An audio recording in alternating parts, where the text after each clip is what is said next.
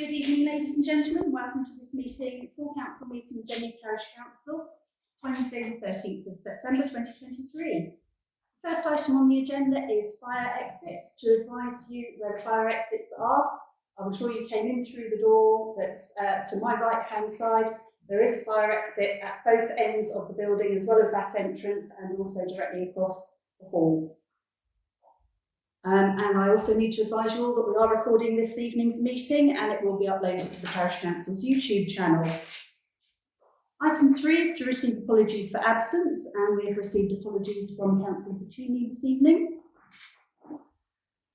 Item 4 is declarations of interest. Arising from this agenda, members and officers are invited to declare any relevant interest. Notwithstanding this item, members may subsequently declare an interest at any point during the meeting. Councillor Andreoli, I believe you I'm on the orders for payment, yes. Indeed.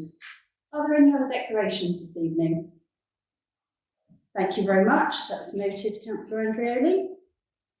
Item 5 is to receive the minutes of the previous full council meeting, which was held on the 2nd of August 2023.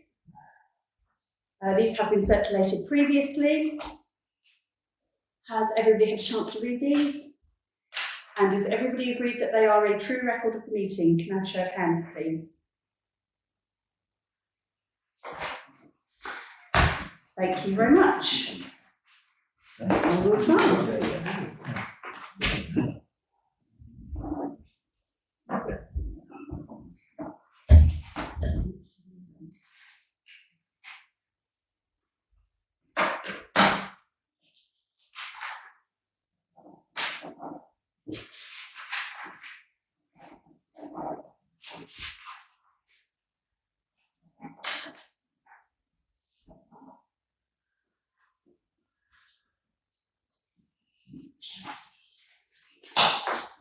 Thank you very much, Sarah. Item 6 is councillor leave of absence. Councillor Puccini has requested a leave of absence of 12 months from council. This is for maternity leave, which will fall during the calendar year 2024. It's to discuss and determine action. We have not come across this previously, but it is within the rules that we agree a period of absence. I think it's perfectly reasonable to expect a period of absence due to maternity leave. So I propose that we agree. Councillor Jones has seconded. Sorry.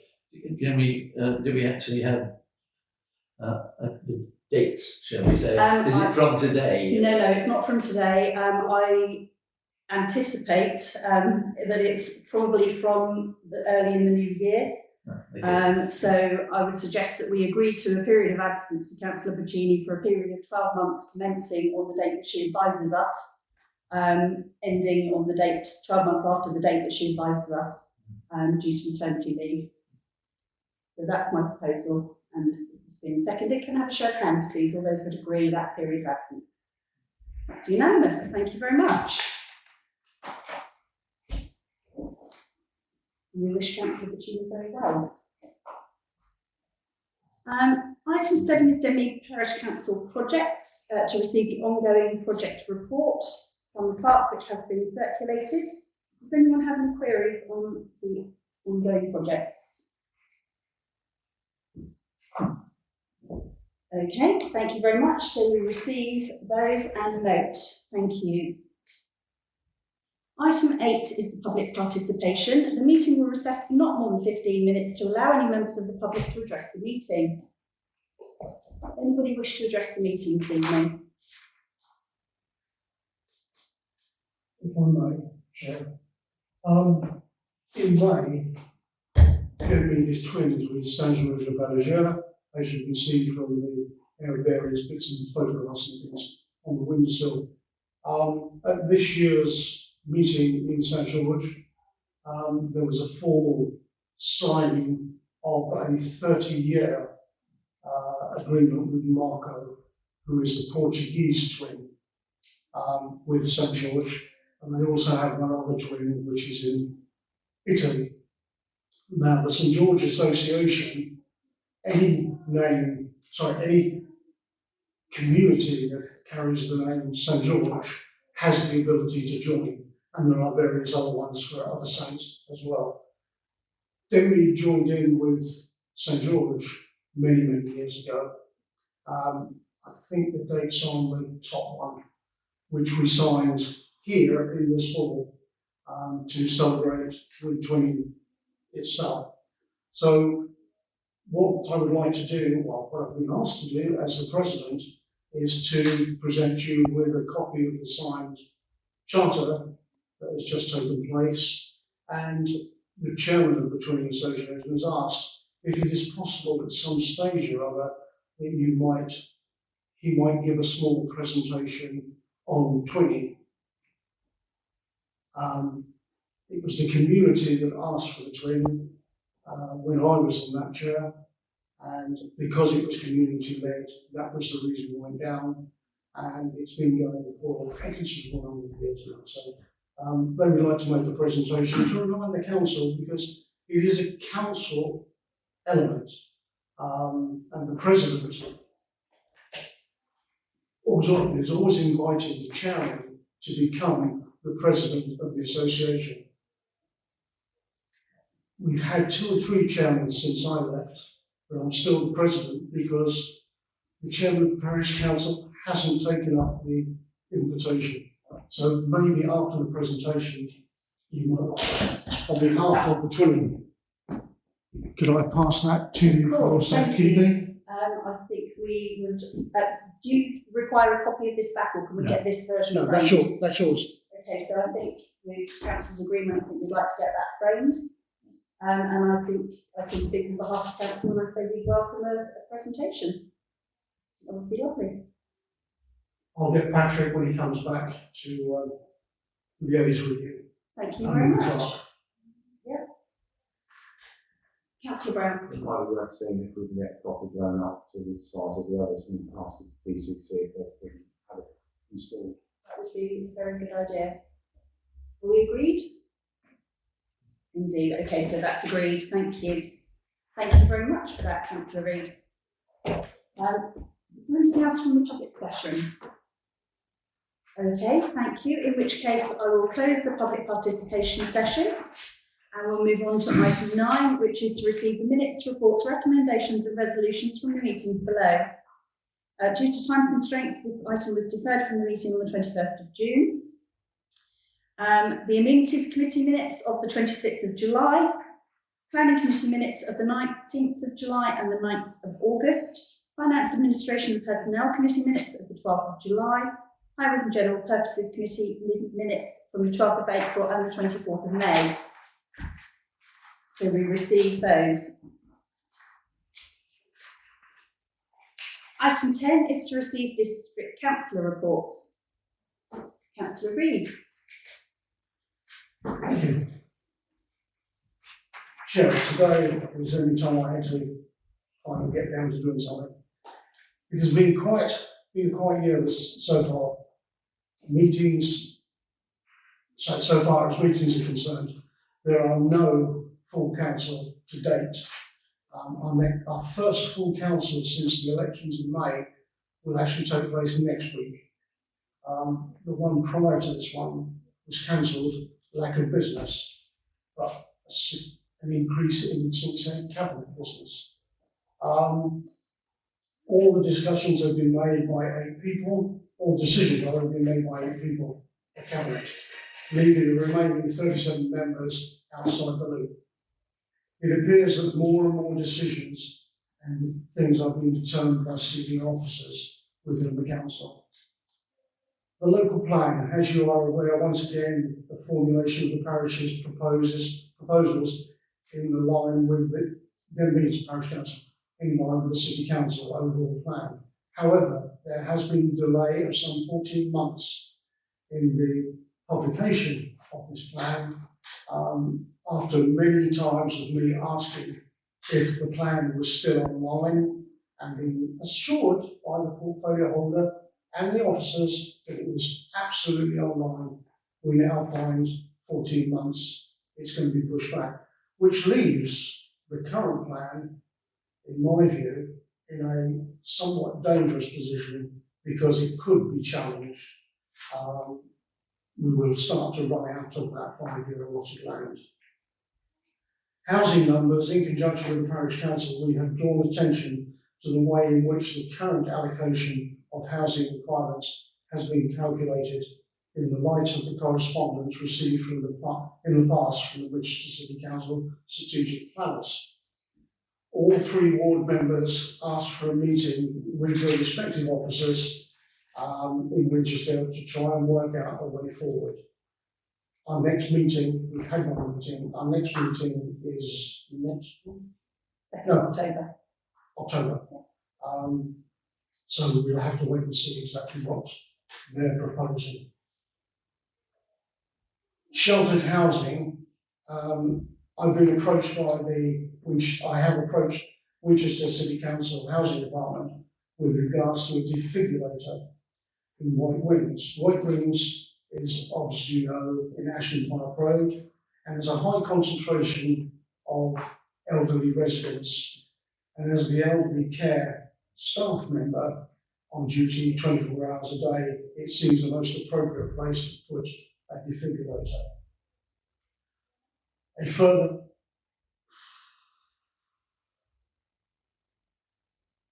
sorry, that's in the wrong place. There are a further 250 houses which are being considered for the Newlands area in the new allocation. So though Newlands has worked on a 3,000, it's now up to 3,500. They intend to add another 250 homes to that plan, which one might consider that the master plan may have problems with. Enforcement, there are major concerns with regard to the enforcement issues across the district, but there is a greater concern at World's End for this parish. I intend to raise at an informal planning meeting next week. The informal planning meeting is a period of time when we review the planning concerns across the district. Denmead has one of the highest numbers of live cases within the district, as I know the chairman's are likely to in the time. We've had in the district a certificate of lawful use issued. This is where an applicant seeks the lawful use of land, having used it for over 4 years without any action being taken by the council, being brought against it. It is, in a recent case, a judgment has gone against the council, which in turn means that their findings may open a large segment of land for further exploitation. I have a meeting with the Winchester City Planners in the legal department next Wednesday. And finally, Chair, fly tipping has increased throughout the district, but is prominent in the southern part of the district, which is bounded by large urban conurbations. The city has, over the past 12 months, had some successful prosecutions, resulting in heavy fines for the offenders. I'm happy to take questions. Questions for Councillor Reid, please? Councillor Andrioli. Well, actually, it's more an item of information for Councillor Reid. You just mentioned the enforcement situation. I took a suggestion from this parish council to Monday afternoon's Southern Parishes group meeting, suggesting that all the parish councils write to Winchester asking that the enforcement team has a committee of councillors overseeing them, because there isn't one at the moment. It obviously would have to be without public, but at the moment there appear to be a law unto themselves, just to the officers and their management. I agree with some of what you said, because I think... Sorry, you should say it went down very well. Yeah. You've got to get a lot of people. 2.5 years ago, it suddenly was pronounced that the enforcement team could decide it was not in the public interest to follow through an application. We had one in this village, of which I'm associated with, so all I can tell you is detail. It was the building of a concrete office in a builder's yard, no planning permission, nothing. When Winchester went to committee, It was unanimously agreed that action should be taken. What happened? Nothing. And I've asked on many occasions, where does that actually leave that building? Does it have lawful use? And apparently it does, because the City Council took no action whatsoever. It wasn't in the public interest.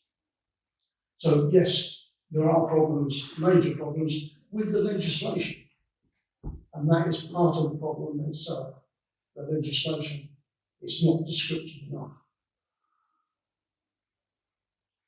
Thank you. Any further questions for Councillor Reid? Councillor Brown. On housing allocations for the village, it's probably not going to be able to answer straight away, but there is a constant call for sites and that we have a shortfall. Yet there is a Wellbourne north of Fareham, which still hasn't been built. How can there be a shortfall when I know it's not in Winchester's district, it's not been built. There are houses there to be built and occupied, yet they keep on pushing housing onto this village and other villages. As you're aware, this is the subject that has been brought up, and that's the reason for the meeting, because it seems not very sensible for a community of our size to be given 100 houses and then 98 are already built, which is great, in my view. However, officers are saying that that line would be difficult at an appeal to follow through.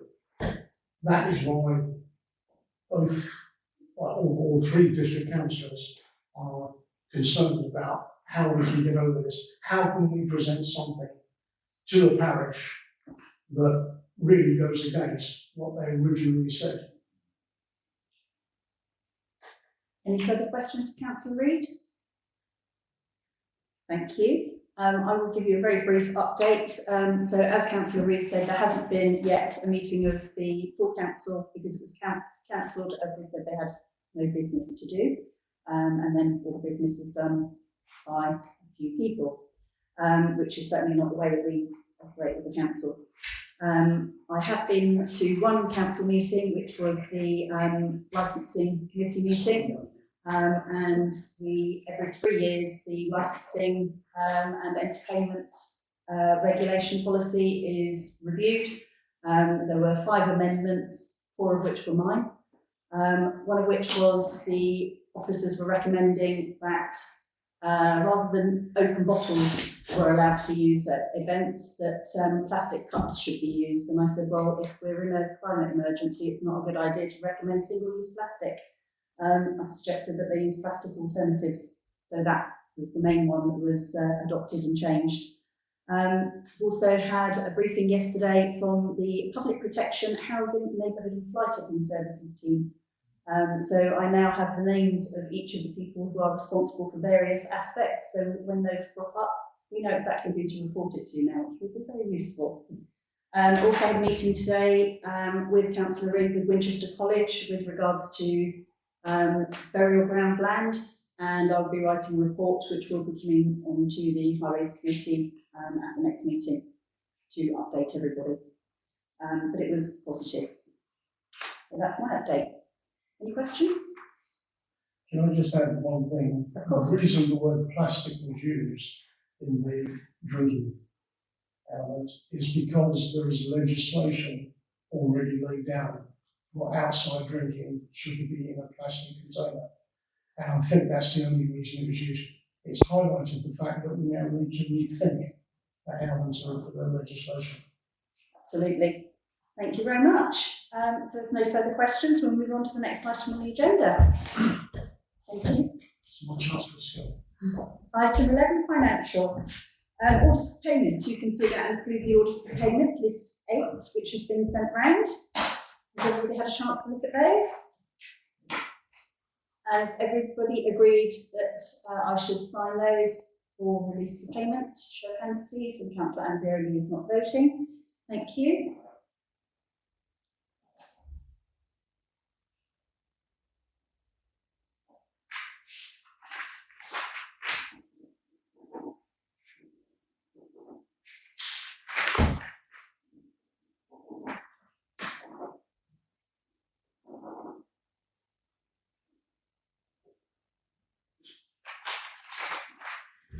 Thank you very much. Item 2 is to note that the accounts have been circulated. So we note that. Item 3 is the bank reconciliations, to receive and agree the bank balances as at the 31st of August 2023, and for the chairman to sign the statements and reconciliations. So it's the Lloyds current account number 2336468 with a balance of £96,487.90, and the cooperative current account number 65807918 with a balance of £39,517.26. Is everybody agreed that I should sign those reconciliations? Thank you, that's unanimous.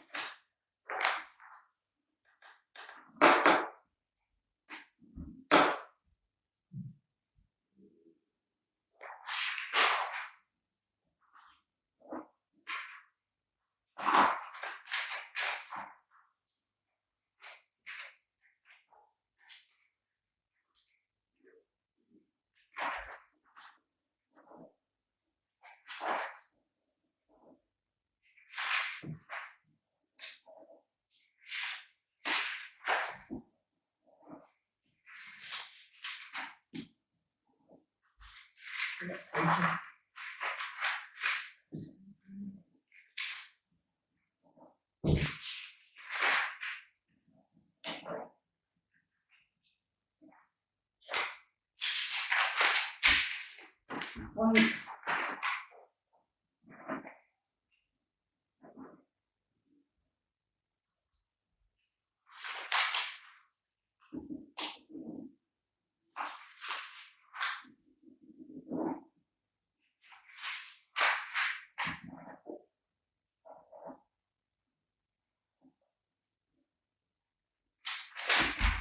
Thank you very much. Item 4 is the reinvestment of Cambridge and Counties account number 150236679. Fixed rate bond matured on the 4th of September and is allocated to the multi-use sports area in line with previous RFO recommendations and the impending expenditure.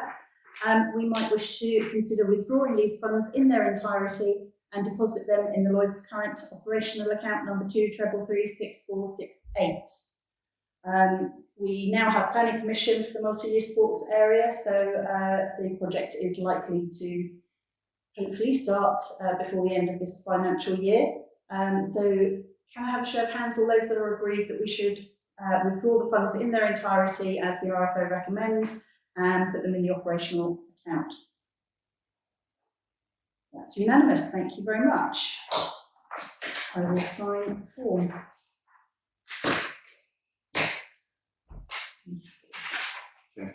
Sorry. Councillor Scoley.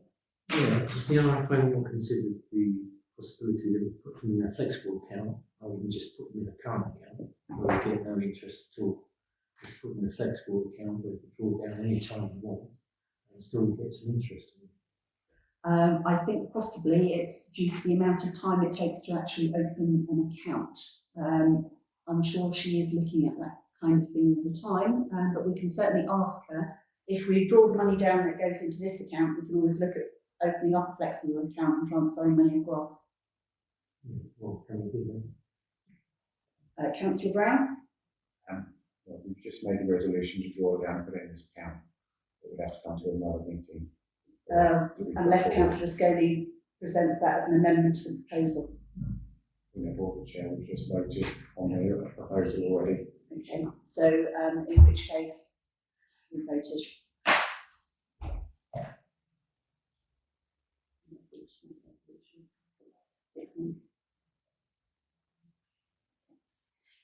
So I will sign the paperwork, thank you.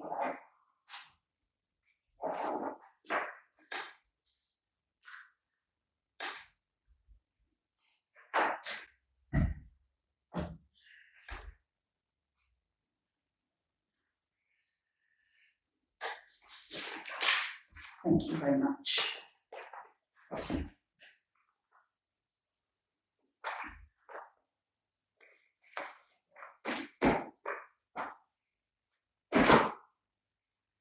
So So we'll move on to item 12, which is reports from parish representation on other bodies and organisations. Denmead Community Centre, councillors Andrioli and Brown.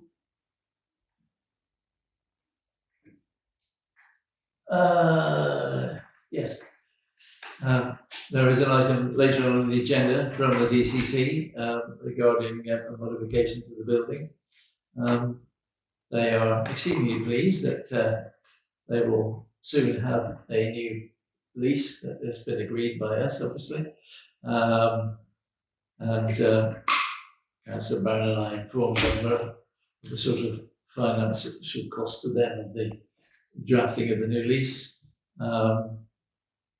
They are about to raise the price of renting the rooms in this facility, mainly because, like everybody else, including us, they're having highly increased power costs, and winter's coming. So we can expect an increase on that front. They are extremely grateful that we will continue to pay for the offices upstairs until the end of next year. I've come up with an idea themselves on how those may be used, whether or not at some point that happens and we decide to go back there. They need somebody in those rooms to, otherwise they will not be viable. The loss of income from us would have to be replaced somehow, and their only option would be to have those rooms let to either to us or somebody else. But in the meantime, they're quite happy, and did ask that everybody consider going to their beer festival. I think that's about it, really. Is there anything else? Nothing else from me. Councillor West. But can make the assumption and put the rent up on the rooms upstairs. The room hire rate, so Yeah. it wasn't mentioned. But technically, there's a percentage increase in what they charge. So Well, I wouldn't be happy about that. Any charges for rooms that we're paying for that we're not using, they will increase that. We lease the rooms from them, we don't rent them. We'll do some more. We're doing that. So there would be a new lease agreement. Right. It would have to be a new lease agreement. Councillor Brown? I actually thought we only rented the rooms from them, but I can't see that they are going to bite the hand that feeds them, as it were. I think it was meant for more rooms that are rented with energy concerns rather than anything else. Councillor Andrioli? They certainly, whenever they've increased their rents before, they've included our rent, but I think we could legitimately point out to them that as we're not actually using them, we're not using much power up there, and they're actually probably saving money at the moment. But it certainly didn't come up as a subject. They were just discussing amongst themselves when they were going to raise the rents. Okay. Councillor Brown? It might be something to point out if that happened, that we would potentially increase our fees to them. So it would counteract itself. So. Okay. Is there anything else to report on the community centre? In which case we'll move on to the Winchester District Association of Local Councils and Southern Parishes. Councillor Andrioli. Yes, as I already mentioned in District Councillor Reid, there was the Southern Parishes meeting on Monday, and some interesting things came out of it. We had a presentation, a talk rather, by Nick Adams-King, who is the Cabinet Member of the Hampshire County Council for Universal Services, which includes roads and school transport and things like that. And he had to admit, because he was getting a bit hammered, that he was the man responsible for cancelling bus services in various places, including to his own village. But some interesting things came out. We've heard, of course, of Birmingham recently going bust officially. There's Hampshire has a £132 million shortfall, and they forecast they're okay until 25-26, when they too will be in problem. Something that fricked up for quite a few years in the past, Hampshire would write to people about cutting back hedgerows and clearing ditches, and these used to come via the parishes, and they're about to start that again. So basically, the parishes will be allowed to send letters to people saying, please clear your ditch or cut your hedge back from the roadway, and Hampshire will enforce it. Well, it will become as if it's come from Hampshire, which is quite an interesting one. I, as I said earlier, made our suggestion that we all write to Winchester saying, why isn't there a committee overseeing the enforcement team?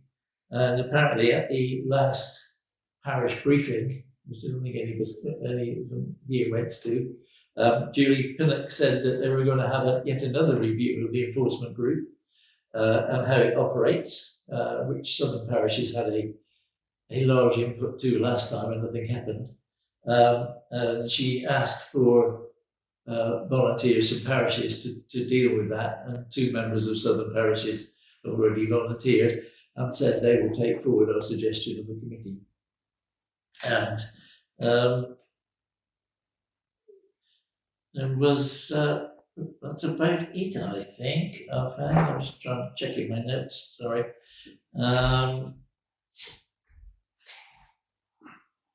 Yes, I think that's. Oh yes, and the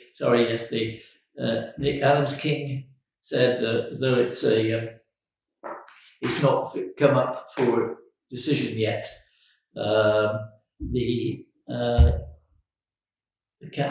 As the cabinet member who will make the decision, as far as he's concerned, there will be no blanket 20-mile-an-hour zones in villages. There will be the opportunity for villages to ask for parts of their villages to be 20, but the call was for a blanket 20-mile-an-hour zone in all villages in Hampshire, and he said that's not going to happen. That's about it, ladies and gents.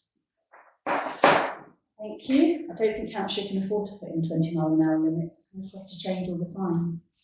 Oh, sorry, that is one thing that did come up. One of the questions he has asked is why Hampshire are very reluctant to put in pelican crossings. Waltham Chase wanted some put in, and they were told that they were very expensive, and they couldn't afford to do it.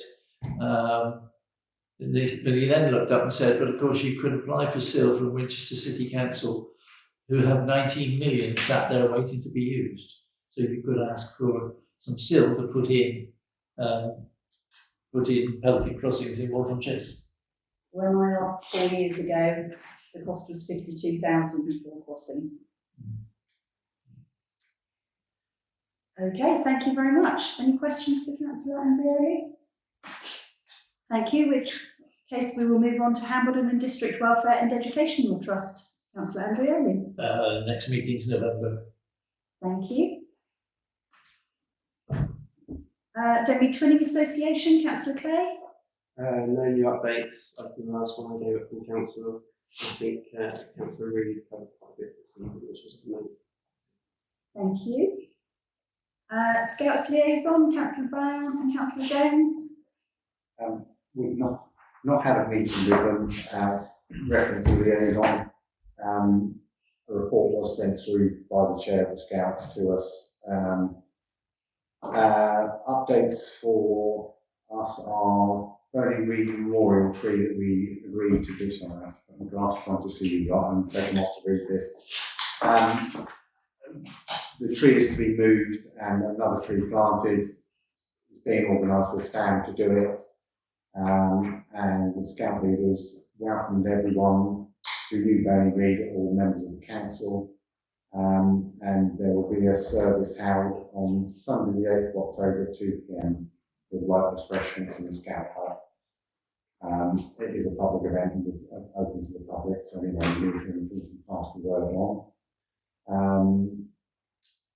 New Scout headquarters project. This week we've been instructed a company to survey the grounds, and they'll contact Sam for access to the site when we get those dates of the engineer. Dinosaur Derby, despite the weather, was happy. He said, I'm happy to say the local community continued to show their support for the Scout group, and it was a successful event. There will be a meeting hopefully on the 4th of Monday, the 4th of September, where we can meet the trustees. Councillor Jones and I will be our first meeting for them. That's next year. And no, it's this year. 4th of September. 4th of September. Yes, I've got to do the wrong dates on I missed that. Not my email. I'll get my phone to the emails. So that is the update. We'll get an update on the date as soon as we have it. And we'll go back to the next meeting. Thank you. Councillor Jones, do you have anything to add? No, that's a very succinct report. Thank you. Do you have any questions? Okay, thank you. In which case, we'll move on to the football liaison, Councillor Puccini and Councillor Langford-Smith. We've not yet had a meeting, so there is no update at this point. Just in light of the fact that Councillor Puccini is not going to be here, we will need to appoint someone else for that. We have a few months yet, but We yes, do. we will need to put that on an agenda at some point. Thank you. The lease working party, Councillor Brown, Jones and Berry. You can do this one. Look, we don't really have any new updates other than there's point 15 below, which I'm sure we'll come to shortly. We obviously met with the Scouts before the last council meeting, and we discussed everything with the DCC, which has been again reported on this evening. So nothing to add other than we look forward to point 15. Thank you very much. And then finally, H, Denley Village Association, Councillors Collins Ballard. Yeah, we're due to do a big update, but some of our dates have changed and we haven't yet met again, so I'll have to update it the next one. Okay, thank you very much. So we'll move on to item 13, which is policy reviews, to receive and review the following policies as part of the ongoing review programme. The vibration policy, so this is primarily for the ground staff using equipment. Does anyone have any queries on this? Councillor West. Not so much on the policy, but they're still using did we not get them the Have these. Happy watches. yeah, we've got the watches now, they're still using them? It would seem that they weren't using them. However, now Sam knows that they have them, they will be using them. Can you recall when they start using them, because they can't put a claim before that, you know, kick it out.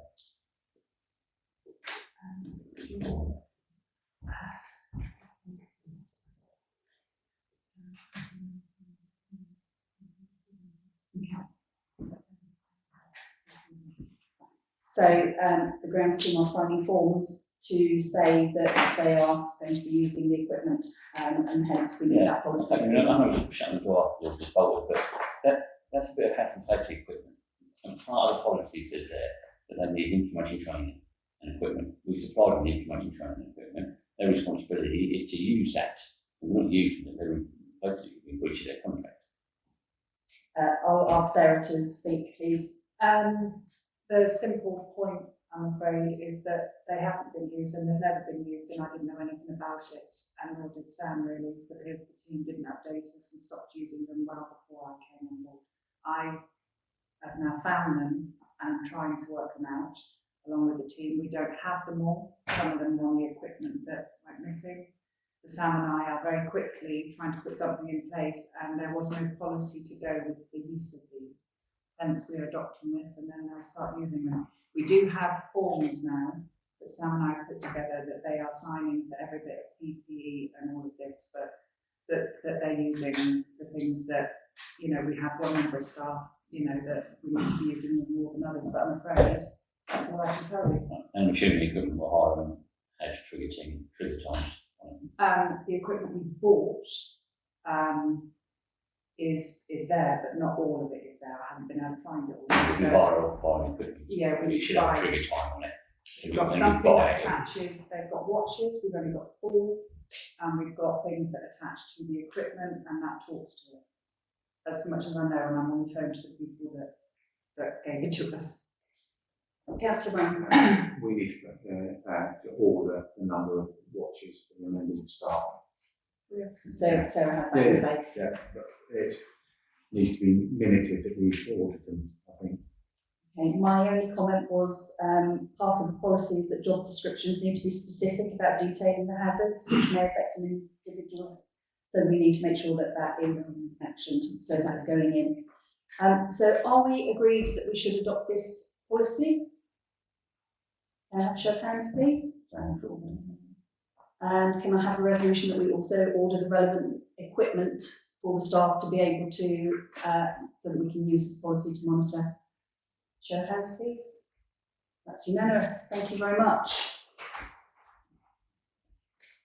Item 14 is Denley Community Centre's request for a new roof for the courtyard to discuss and determine action.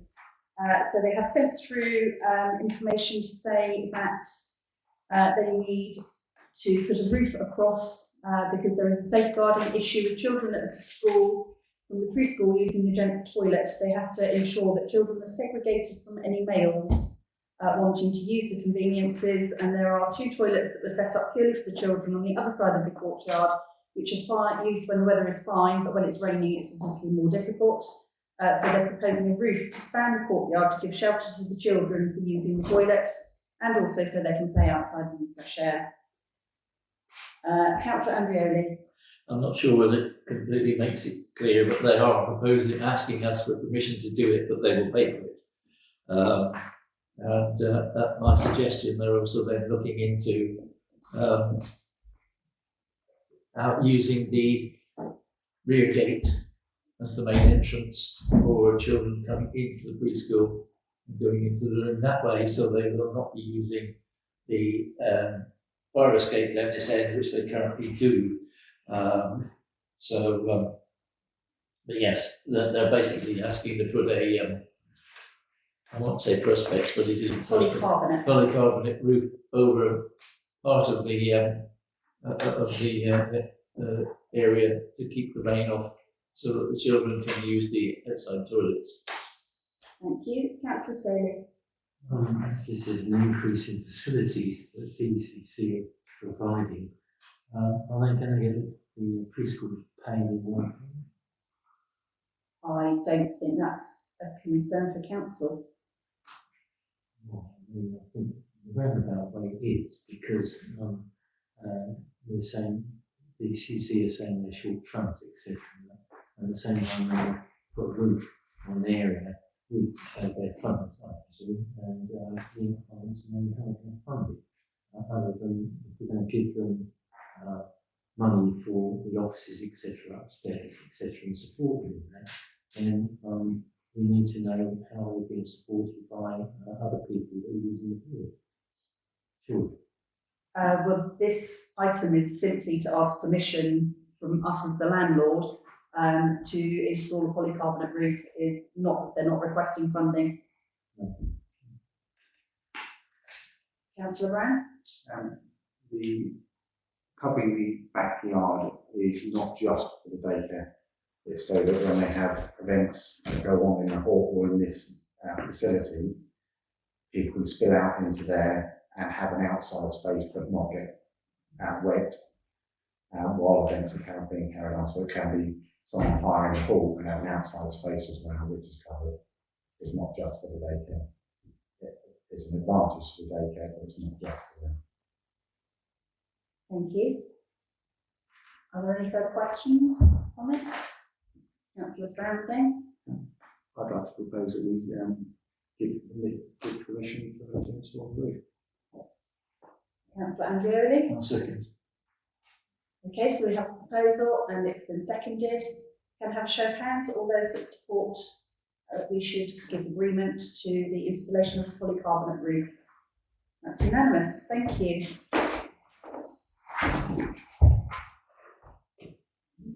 Item 15, Lease Working Party update. From the Scouts to receive an update from the Lease Working Party. The Scouts are looking for a 50-year lease. The Local Government Act, Section 127, will clearly apply and will require external advice on the open market value. And this valuation can be conducted by the company that valued the schoolhouse for us to discuss and determine action. Councillor Brown? Just on an update, the Scouts, in the email that was sent out to us, challenged the point of 50 years and are actually looking for a lease of 99 years. It was discussed when we had our lease meeting that they were looking at 50 years, but it seems to have changed. I think the starting point is the valuation of the land, so that we can work out where we can go from here, because we can't give a lease of any period longer than 7 years from memory, which is useless to them. So we have to have the evaluation done to be able to progress. Thank you. Councillor Jones and then Councillor Scoley. Yeah, I mean, they did actually ask for at least as long as possible. And we were talking about, I pushed forward the term 50 years purely because all the research I've done showed that any funding they required, then 50 years was way more than ample. Asking for 99 years, I'm not sure it gives it any more ability for them to raise money than it does for 50 years.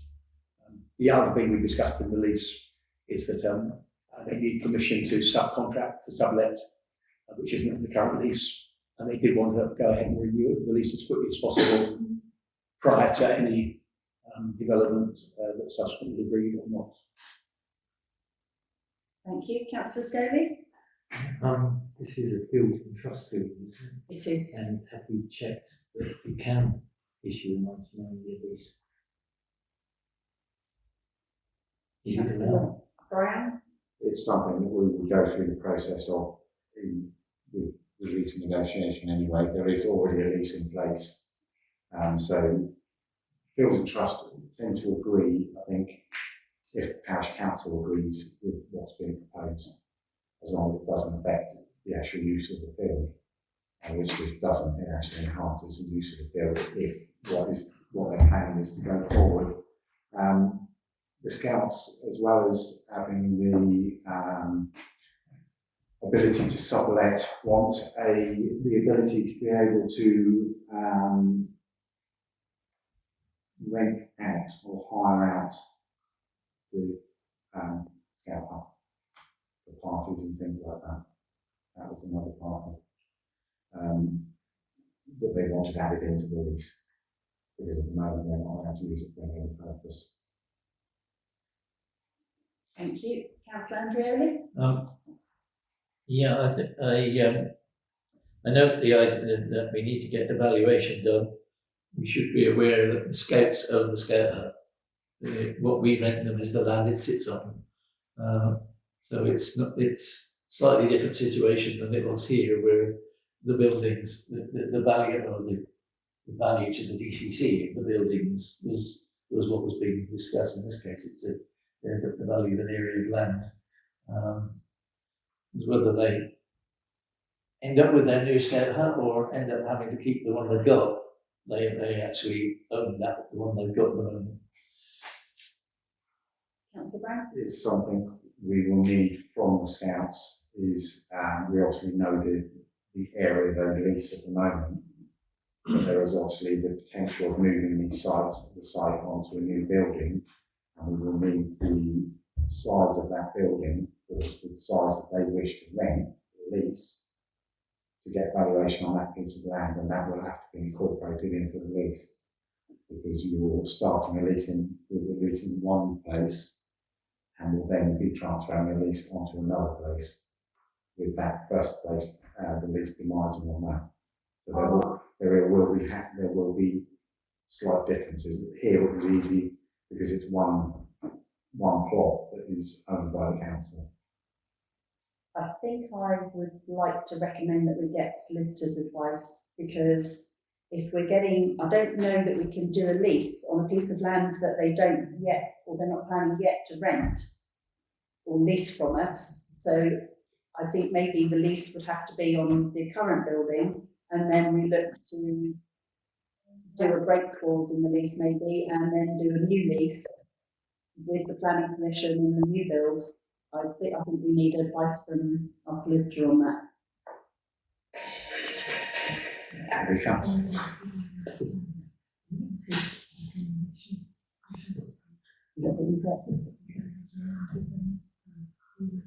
But on which piece of land? On where they are at the moment, or on the new lease? On where they are at the moment?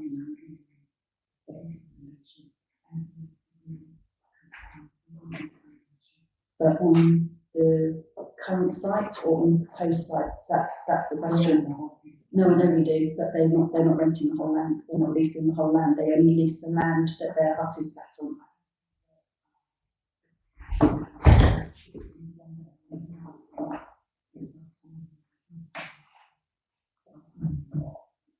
Councillor Jones. They really, at least on the existing terms and the existing conditions, purely because they can't get funding for the new site until they have an actual release. Yeah. So they basically just want a lease that they know or hope will be modified by us once they get funding.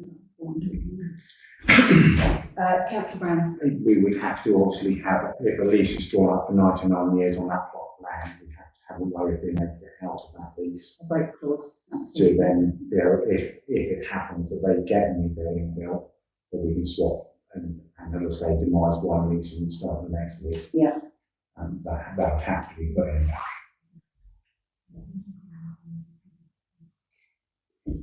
Councillor Jones. That's all pretty straightforward for a solicitor, as long as you know that it's Absolutely. no complication. So the new lease would be on the premises they have at the moment, but for a longer term. And then when they look to change to a new area, it will be a new lease.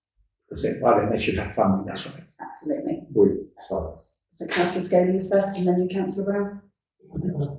I don't see how that would work, because if they've got a leased current area that they're in at the moment, how is that going to help them get funding for a new area that's somewhere else?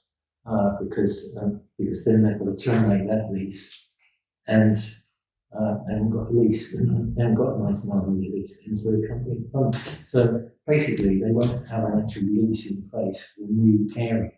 So how can they get funding for a new area? I don't understand that. Councillor Brown. it's something that solicitors are going to have to look at. None of us are legally minded in that way, so I would suggest that we leave that to solicitors. The only difference to the lease at the moment would be the couple of modifications and extending the term. Time period. Okay. So this is to the question to discuss and determine action is to get a valuation on the piece of land that the scouts are on. Are we agreed that we need to do that? Councillor Brown? I propose we go ahead with it. Councillor Scoley? We're talking about a piece of land that's council on, or a piece of land that they want to. It's on at the moment. Because it will change. Well, we don't know because we haven't seen the plans yet, and the plans need to come before council and have approval. They may well be modified, the size might change. So we can't really get a valuation on something that's a moving piece. Sorry, Councillor Clay, then Councillor Andrioli, and then Councillor Brown. I was just happy to second that proposal. Thank you. Councillor Andrioli? I can concur with Councillor Scully's concerns that maybe we ought to try and get from them roughly how big they think the area of the new one might be, and we can get some idea then of the cost of that area, that amount of land, if you like, or maybe even a cost per acre or something, so that we can get some idea. But we have a proposal seconded, so we need to vote. We do, but just to say that if we know the valuation of the land of the footprint they're on at the moment, that will give you a per square metre value, so you can then multiply that for any new building footprint potentially. Indeed.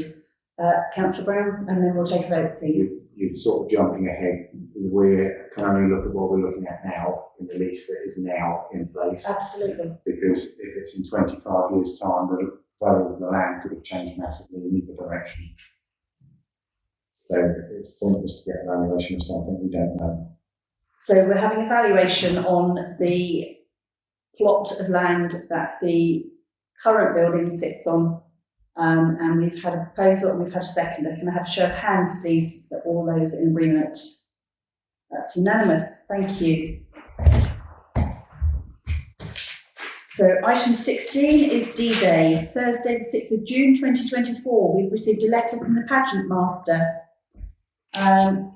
This is a proposal for Hampshire to celebrate D-Day, the 80th anniversary. Throughout the United Kingdom, Channel Islands, the Isle of Man and UK overseas territories. They are doing a commemoration at 8:15 on the 6th of June 2024 at the memorial that looks over Gold Beach. There will also be commemorations at Utah, Omaha, Juneau and Sword Beaches at the same time.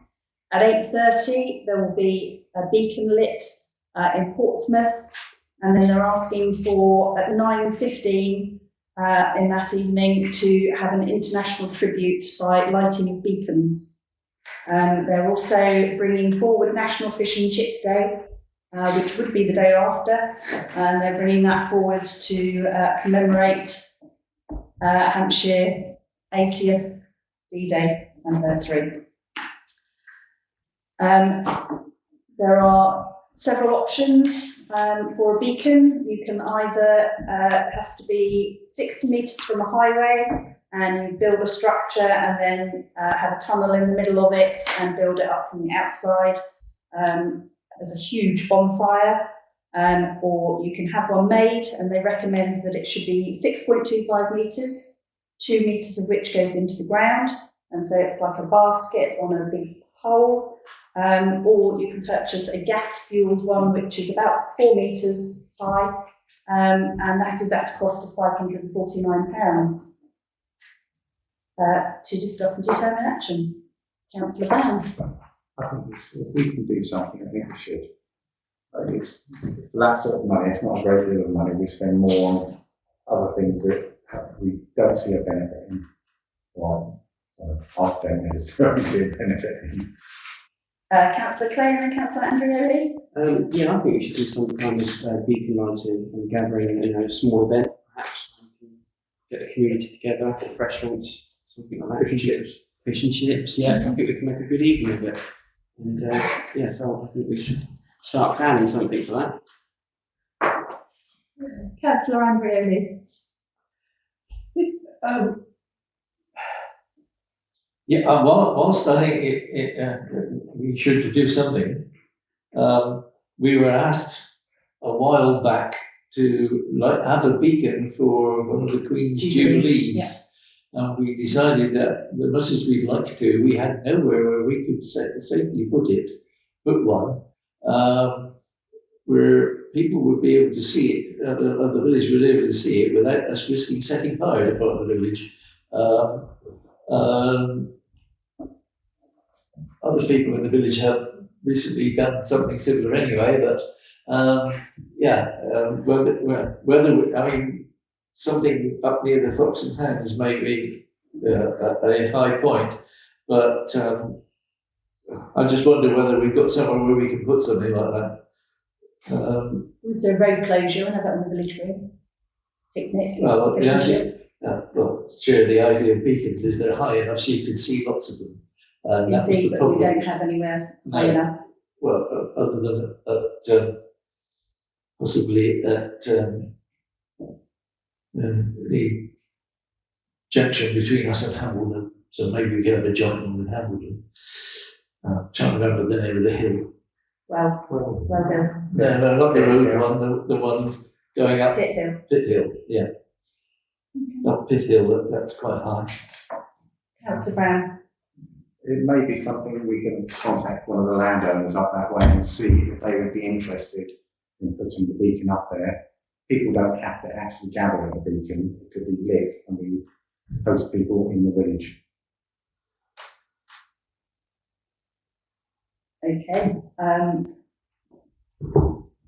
Please carry on. We're just putting it out there for ideas. It's not that we have to continue with it, but if we don't have ideas, then we can't do anything with it. Councillor Clay. Is it worth putting together like a working party to take this on, perhaps, and then report back to full council? Working offside or something?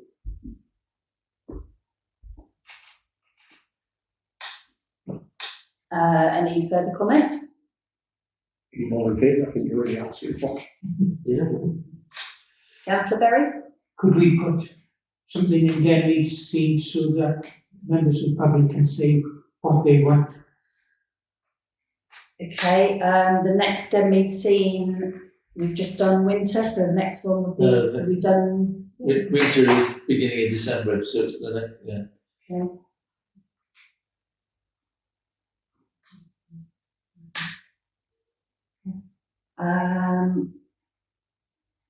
Okay, so we've had a suggestion of putting it in Denmead, putting it in Denmead scene. Councillor Brown. I'm going to ask that the clerk looks more into this and comes back to our next meeting.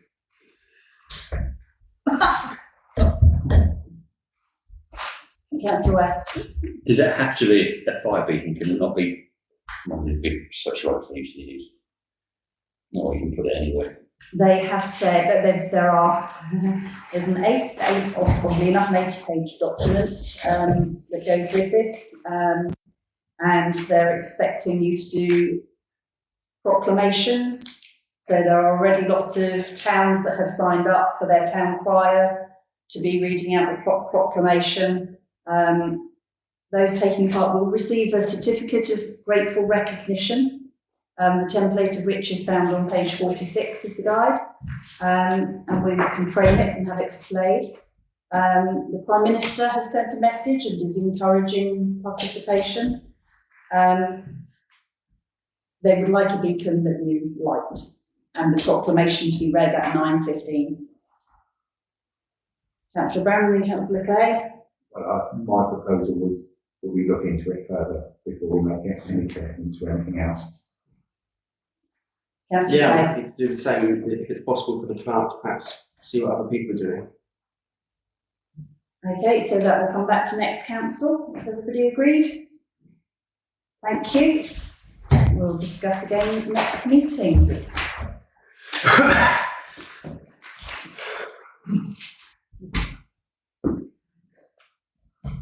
Demi Chicken Run. We've had an email from KM Project Services. This is Katie that organises a lot of our events for us. And there is something Easter themed that the Denmead Village Association are planning on Elmore Green. And I wondered with the feedback from last year asking if the event could be safer for children that are running around. Should we think about moving hours there and combine the two village events? The spring show already used the church grounds and that wouldn't be big enough. And football takes place on the pavilion fields. What do we think, or do we have a different space in mind? Councillor Brown. I don't know what the village association are planning on that piece of ground. I wonder if they have permission to do anything on there, because the council doesn't own it.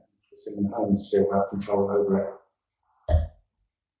So we cannot move an event onto there because it's not ours. No. Councillor Clay? Can we look into that with feedback perhaps at the next full council after we've had our committee meeting? Yeah. Okay.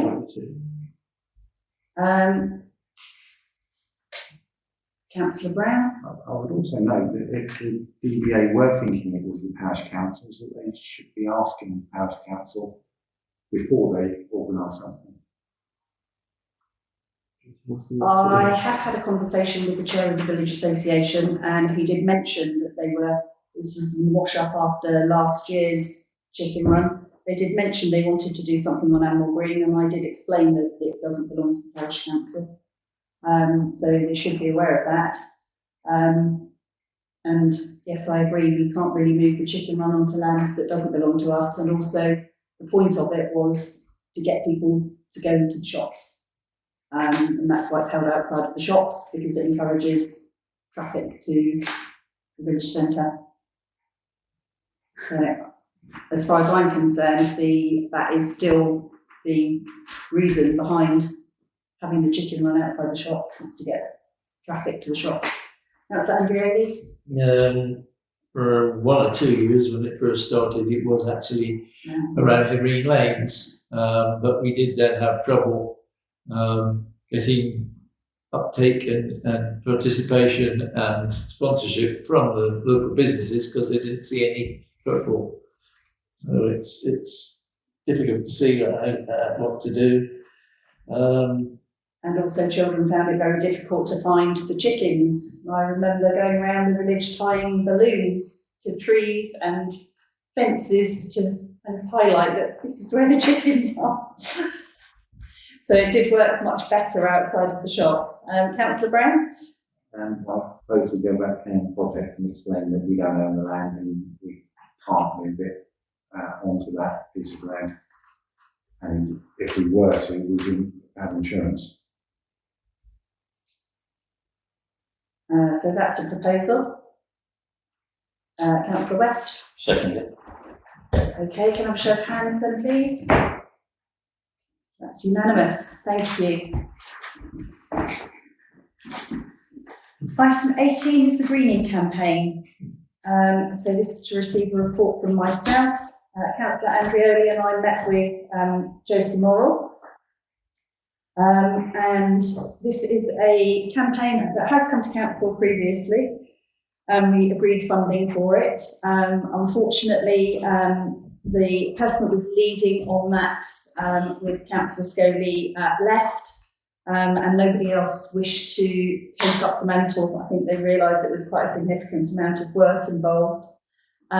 So Josie has approached the parish council. The project was started by a lady called Tarina Plowright in Petersfield originally, and there are now more than 200 groups scattered around. They've gained lottery funding for the programme, and in the Denmead group there are over 200 members already. It's a Facebook group. They've called a public meeting for Friday the 13th of October in the church hall, and they've invited all of the local groups, including the WI, the Village Association, Scouts and schools, also invited the parish councillors to attend.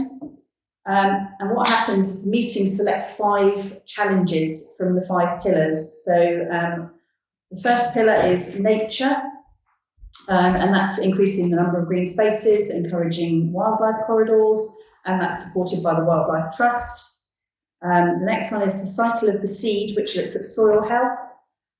Waste and reducing consumption is supported by Hampshire County Council.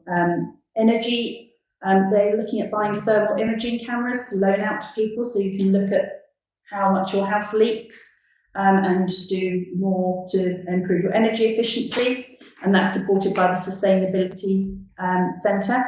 And the 5th pillar is health, helping us to adapt to heat because of climate change and raising awareness of things like the increase in ticks.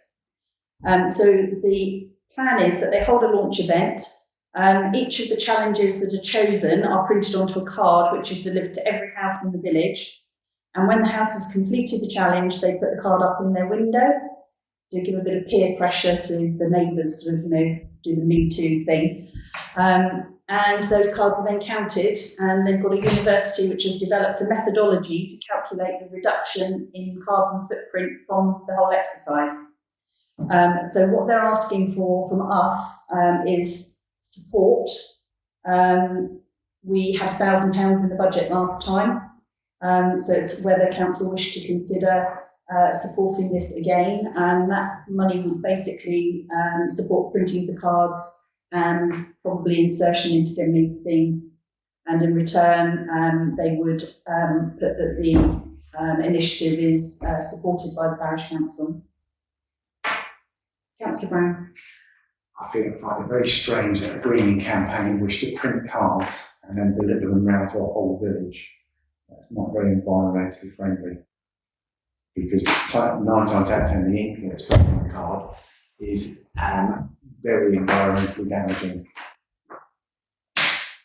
I would expect that the cards are printed on recycled paper, and if it's going in Denmead Scene, then they walk that around, and that's being delivered in any case, so there's no additional Councillor Scoley. The cards for the greening campaign are printed by a specific printer that's been chosen by the greening campaign that uses proper inks, etc., and paper that can be recycled. Excellent, thank you for that, Councillor Scoley. I'm sure the savings potentially to be achieved far outweigh the cost of cards, however, environmentally good they are. Well, I'd like to propose that we support this. Sorry, Councillor Andreoli. Chair, well, we've actually just received a report. That's all that's in the agenda. Yes. We agreed previously, and agreed budget previously to support a greening campaign. The RFO, I know, has found where the budget is. So my report is that the greening campaign is back up and running again. Are you saying that we have a standing resolution that we support it? well, we've allocated a budget for it first, which has yet to be used. And we're not asked to determine any action here, we're just receiving a report. So I think, well, unless somebody else wants to violently disagree, then, well, not violently, so but just disagree, then we already have agreement to go ahead. We have signed the civility and respect pledge, there's no violence involved. Yeah. I withdrew the word. Okay, so that's my report. So the greening campaign is back up and live again. So we will go back to Josie Morrell and advise of their support. Thank you very much. Item 19, parish wardens. Parish wardens for Denmead to discuss and determine action. Those of us that have been on council a while know that when the community support officer programme was disbanded by the police in Totton, we were offered uniformed officers along with share of vehicle, walkie-talkies, etc., and the accredited community support officers had officially been trained. But by the time it got round to considering whether or not we would want to have one, the training had run out, there was no further money for training, and we were having to take on all the costs. And I think we worked out at the time that it was going to be about £35,000 per annum for 2 days a week of having somebody in the village, and that they may well not be around at the relevant time when any antisocial behaviour was occurring. But this is another alternative which has come to council before, 3 or 4 years ago, but they have approached us again and said, how are you and everyone at Denmead? It's addressed to myself. I know we spoke 3 years ago about dedicated parish wardens for Denmead, and at that time you felt it wasn't needed or wanted by Denmead residents and parish councillors. However, I'm now aware that East Hants District Council are interested in the scheme due to Hampshire Constabulary's lack of further funding for PCSOs. Maybe Denmead could look at a scheme with Horndean and Lovedean, as other schemes have done across the country. If that's not an option, maybe look at working with Parish Wardens Limited, who are looking to provide wardens to local parishes and town councils. And he's provided an email to discuss and determine action. Councillor Brown. What powers does a warden have? Because if I remember from last time, they have virtually no power whatsoever. They can't issue a fine. So you're I think, asking someone to go up to someone and tell them they're doing something wrong, but they can do nothing about it. So, as far as I'm aware, the power that they have is they have the power to ask someone for their address, and they have the power to remove alcohol and dispose of it if they are drinking in the streets.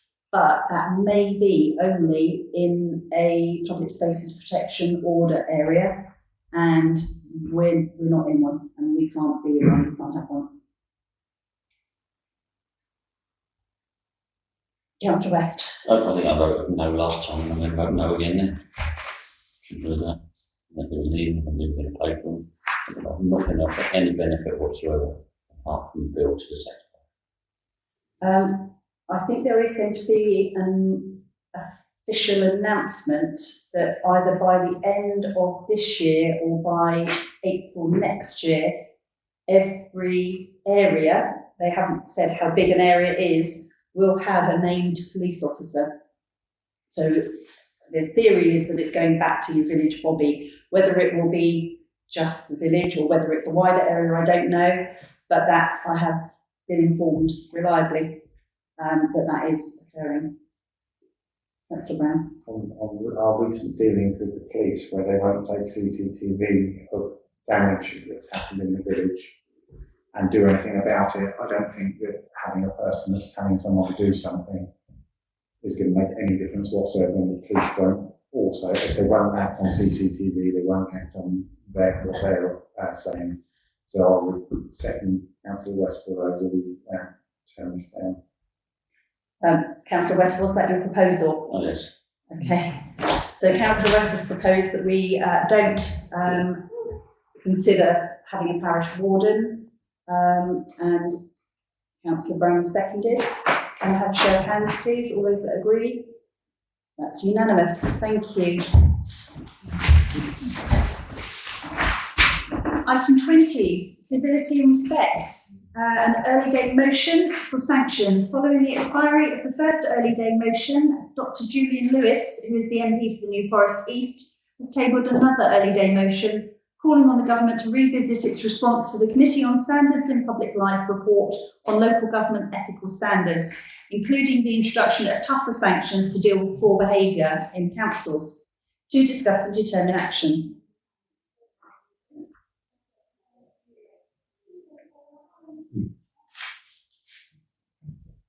Councillor Brown. Well, I'd like to say that we fully support this because inappropriate behaviour should not be accepted. And anything they can do to control it or take people out of it, out of councils or parliament, whichever, should be looked into. Any further comment? So are you proposing that as a council we write and support the early day motion? I am. So that would mean writing to our MP to ask her to support this early day motion. Do we have a seconder? Councillor Clay seconded. So we have a proposal and a seconder. Can I have a show of hands, please? Thank you very much. Okay. Sorry, and against?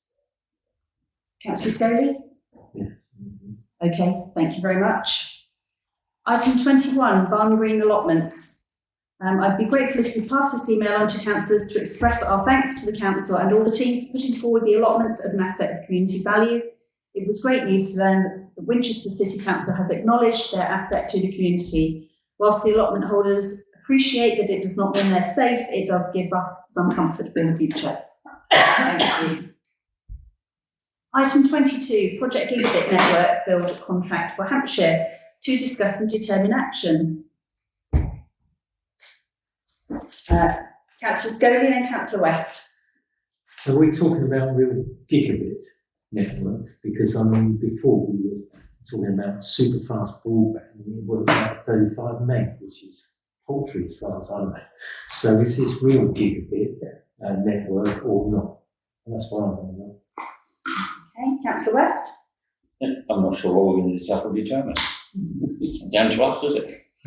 It's down to the utility that provides it. I believe it's a Hampshire County Council project. They're providing financial support. They've already identified where the network is going that they're going to put in, and then residents can apply. As I understand it, residents can then apply to be fed from there. That's my very basic understanding of it from reading it. Yeah, okay, I understand the principle on there, I know what it is.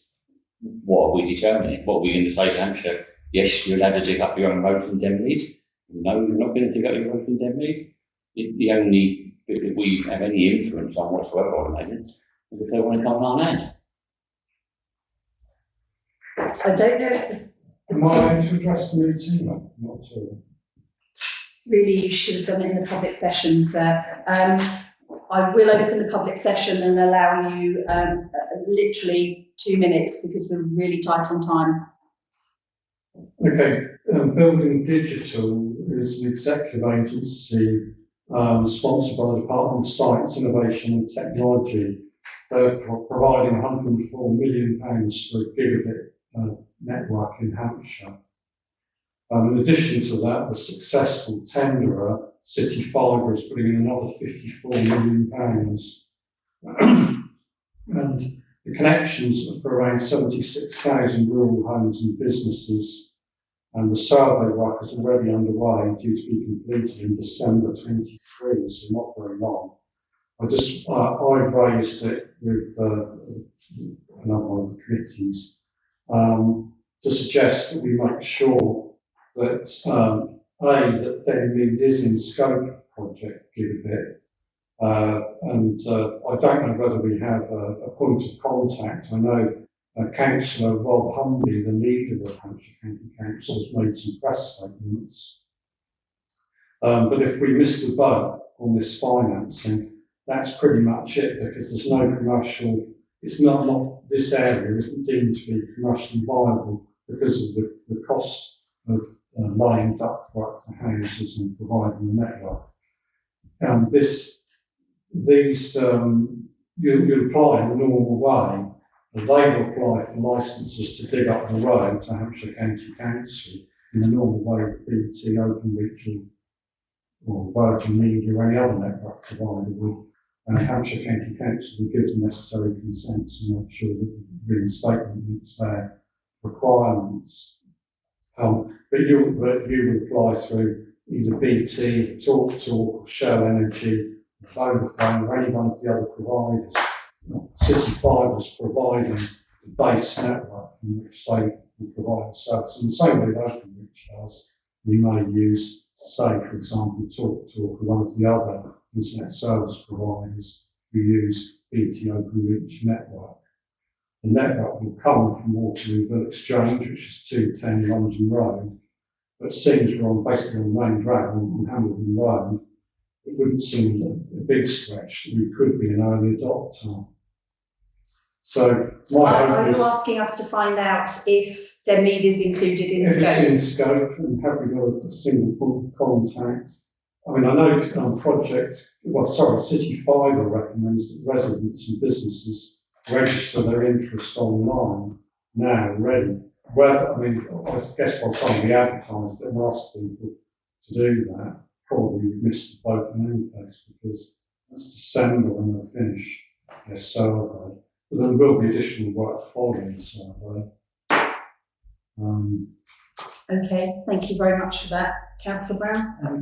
The only thing I think we can really do is to get out to a wider public something on our Facebook page, letting people know that this is going on and to try and register.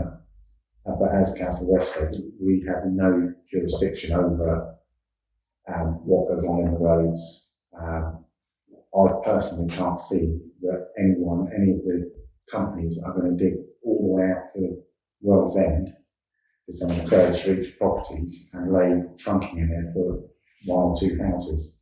That's why there is government's providing 104 million. Anyway. Okay, thank you. We'll find out some more information and do a post on Facebook. Well, I can provide a URL where people can state their interests.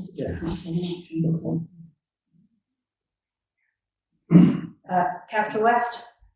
But if you can clarify, well, my understanding would be that if the government is supplying the grant for it, and that is for outlying regions, most of the fibre companies would do what they would, the high density areas to take up the population, and they tend to leave the other bits until they get this funding. So if it's a government initiative, then I would imagine the funding is to do all the outreaches. so we can find out some more information. And if that is what it's for, then we can do a post on the DPC Facebook page to let people know where to register their interest in the project. All agreed? Yeah. Okay, thank you very much. Item 23, civility and respect training. We've received an offer of bespoke training. Clearly, people have been looking at our minutes and they've realised that we have signed the civility and respect pledge.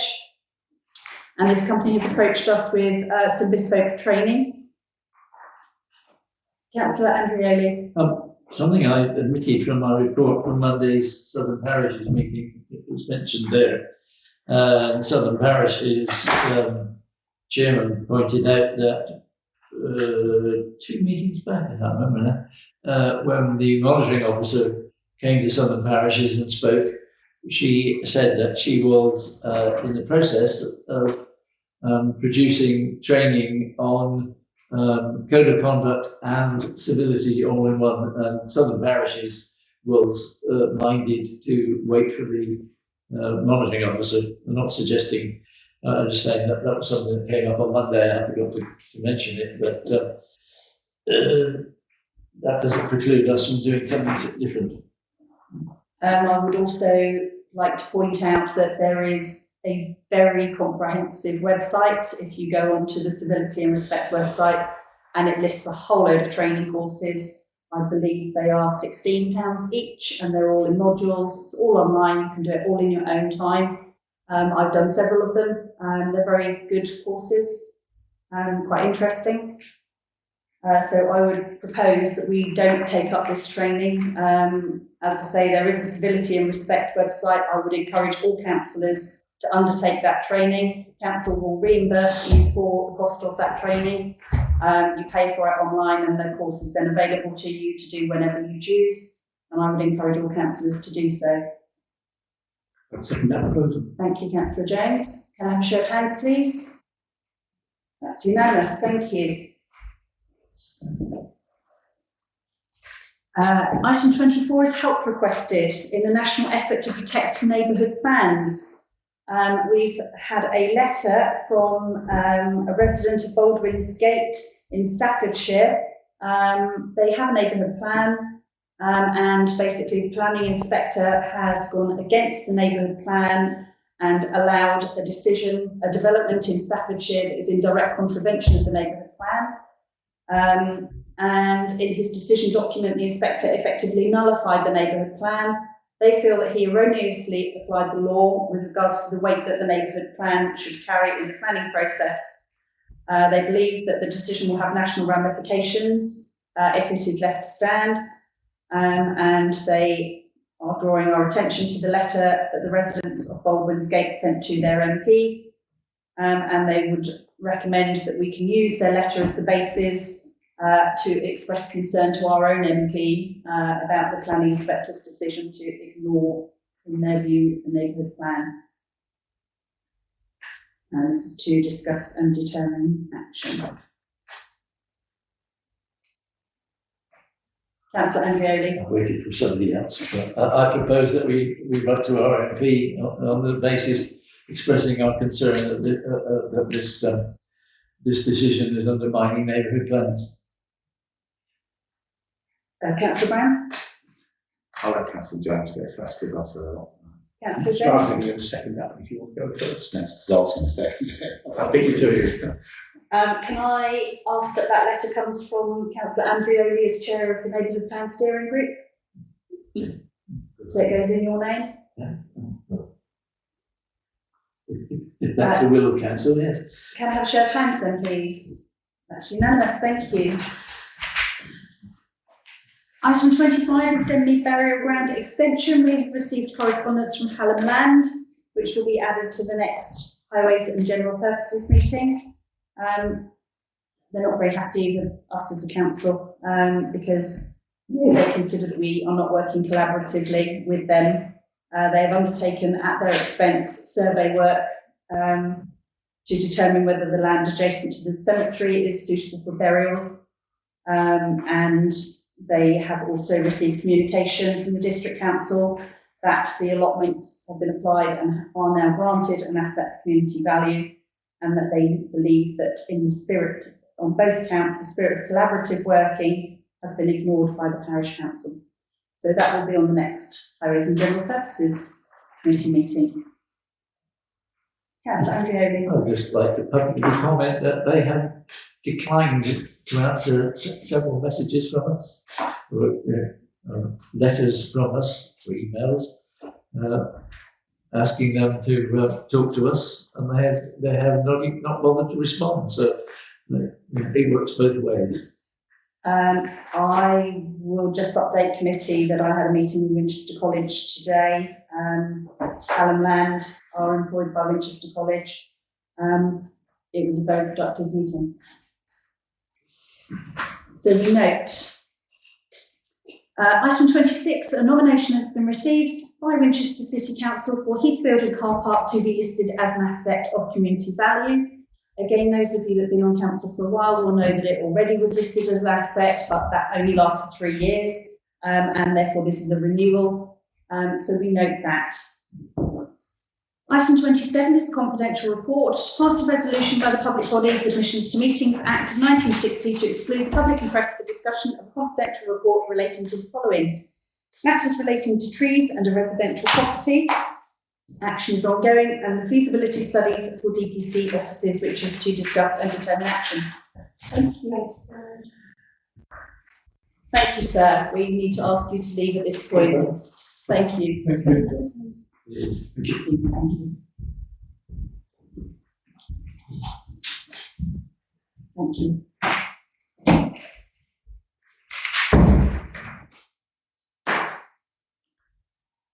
Can somebody move, please? Sorry. Okay, I'll just do.